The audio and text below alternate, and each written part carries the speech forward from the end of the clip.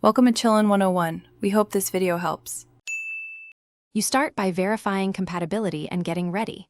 Check that the car stereo supports CarPlay, Android Auto, MirrorLink, or a wireless display protocol, and make sure your phone has Bluetooth and Wi-Fi turned on.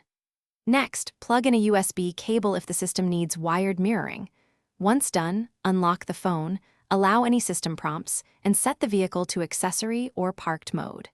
Make sure Do Not Disturb is enabled for safety, and keep the phone on the center console for a stable connection.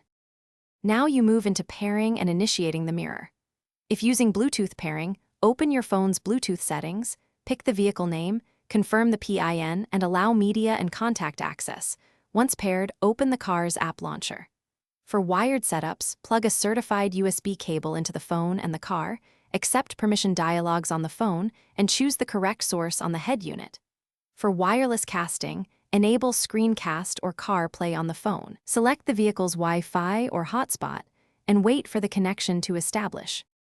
Finish by configuring the display and audio. Set orientation, scale, and touch input in the head unit's display settings, and pick the car's media source so audio routes correctly.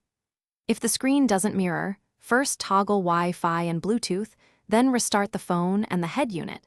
Make sure you repair if pairing data is expired. One key troubleshooting tip: always use manufacturer-approved cables and keep both device firmware and in-car software updated. This resolves most intermittent glitches and stability issues. Thanks for watching. Consider subscribing if we helped you.